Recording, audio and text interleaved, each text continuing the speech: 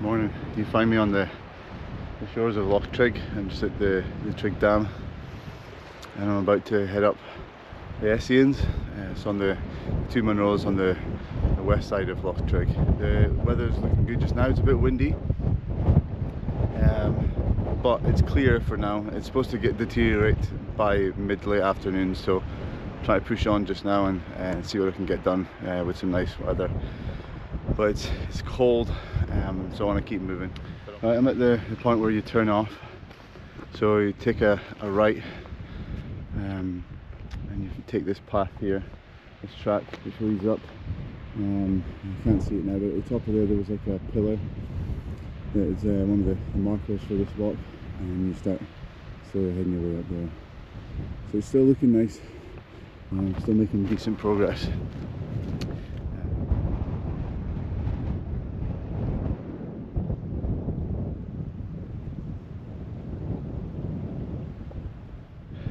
So I've just got the first proper view of the Munro I'm going up first. I don't know if it looks as good on the GoPro as it looks in real life, but that looks big. It is over 1,000 meters. I'm not exactly sure of the height, I'll have to double check, but it's going to be a fair adventure getting up there. But the weather's better than expected, so just taking advantage of that and enjoy what I've got while I've got it. I'll pick you back up further along. Here we go. I'm up near the hydro pillar, and then follow this track and then head up there. It's fairly intimidating from this angle, and that's the two I'm hoping to do tomorrow. The first one and then the second one stuck behind it. Fingers crossed for similar weather. But anyway, I'm going to crack on and try and get up there. I think I'm going to be in the clouds, but I'm just going to... Whoa, that was a lot of mud. Good thing I've got the gaiters on. But yeah, crack on, try and get up there. So there's at least some views. I think I will be in the clag, or in and out of it anyway. The wind's dropped down, I guess just because of the position I'm in. But look at these views. It's gorgeous.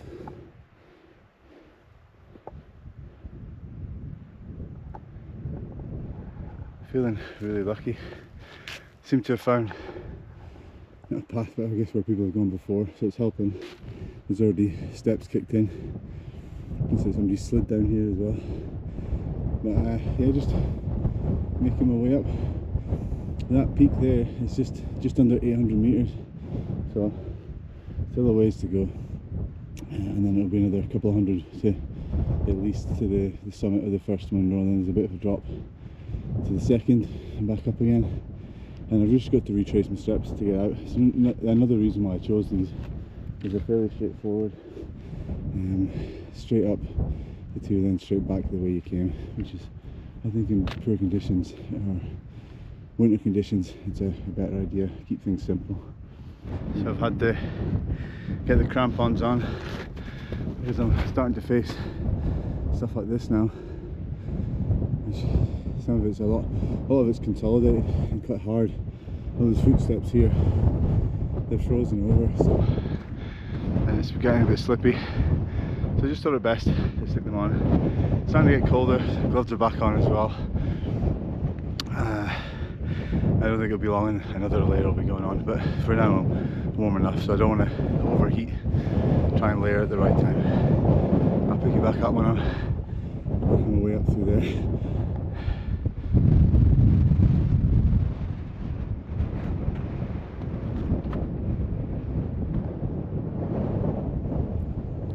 Right, I don't know if you can hear me, but that's me topped out. So now it's the ridge part of the hike. So I'm about 800 meters just now, I think. So there's just a couple of hundred meters of ascent to the first Munro. I think it's just fairly steady all the way up there. As you can tell, the wind's picked up. Another layer on. That was quite fun coming up that bit there. some quite steep bits and quite deep bits of snow, but nothing too difficult. So I'm just going to crack on and I'll catch you up further up. And it was completely claggy when I got here, but it's opened up a little bit. That's the way I've got to go. Lovely views all the way around.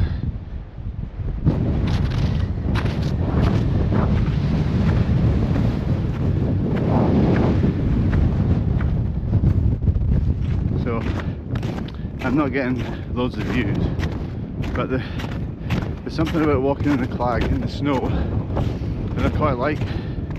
I like the otherworldly feel of it. This is what I'm walking into. Doesn't seem like much. I just love it. I'd love to see something, obviously, but if you're going to be in the clag, I'd rather be in the clag in the snow. Anyway, keep pushing on. I think I'm about to make a bit of an ascent. I've done most of the flat walk over. It's all about 800 metres-ish. It's like I'm about to get my first pool. There we go, there's some views. Faint bit views. They're coming and going. So when they're here, time to appreciate them. I'll bring you back when I'm further up.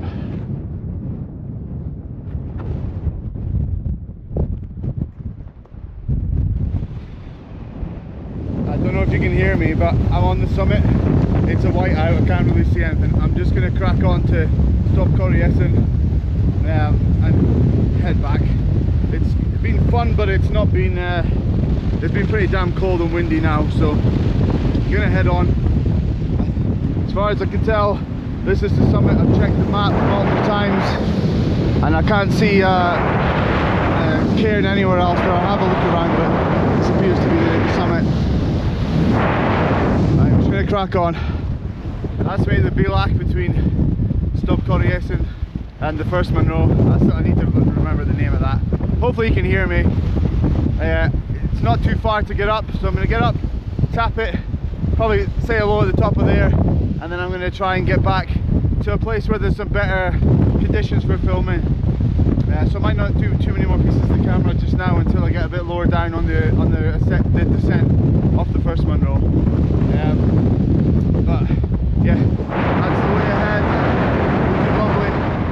Right, that's me stood on the summit of Stob Coire Easain. So the other Munro is called Stob Coire Mheadhoin or something like that. I'll have to check the pronunciation. But yeah, again you can see the all views. So I've just eaten because I was starving. I think I needed the energy as well. So I've just eaten. I'm going to put another layer on. I'm going to put my windproof jacket on now, I think, because I've been standing still for a little bit, so it's been a little bit cold. And then I'm going to head back down to the Bialach and then back up Stob Coire Mheadhoin and then back down to the car. But I'm going to put my gloves back on because my hand is freezing. Right, I'll catch up with you later.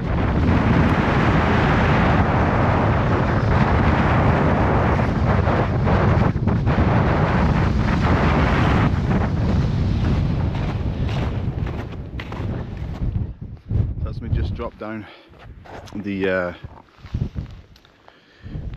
guess the first Munro, the first real ascent up to the first Munro. So it's fairly steep, but I'm just taking my time. You can kind of see paths scored in there, and then you kind of head round, and then there's the 4x4 track on the way out past Loch Treig. So I'm just going to concentrate. I probably won't film much as I go down. Hasn't been much filming on this trip, but it's been fairly rough, the weather conditions, so I've done my best. But I think I'm going to have to come back and do these again in the good weather. They're really enjoyable. I've enjoyed the actual hiking itself. The terrain's been good, except for very deep snow sometimes. But yeah, good some Munros.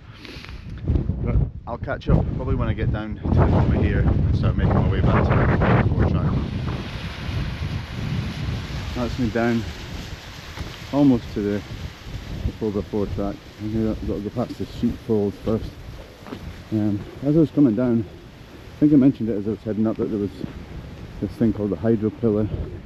So I went past and had a look at it.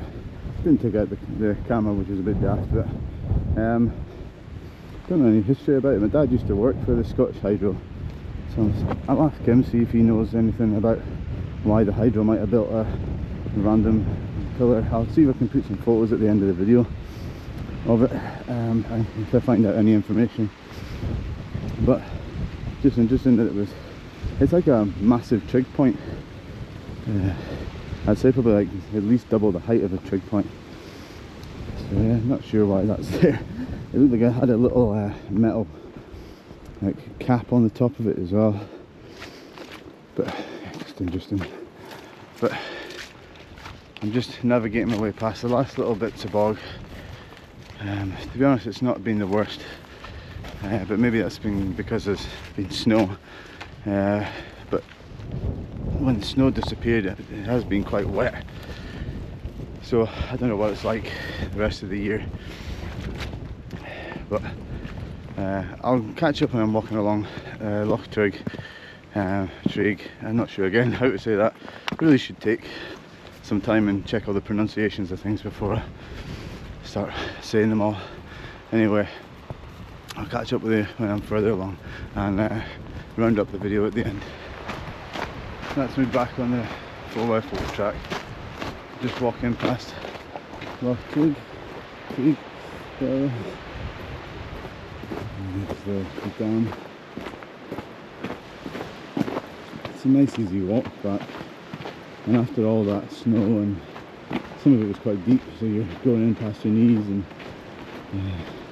could be a bit tiring on the legs. It's nice just to have an easy walk back to the car. Well, I think I'll end the video now as I'm walking back, because there's not much more to see down here.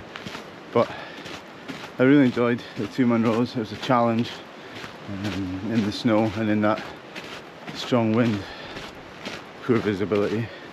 But again, it's another set of Munros I need to put on the list. I actually have a list of Munros that I've done in bad weather, and so when the Munro bagging is done, I can go back and pick up some of these ones and see what it's like in better weather.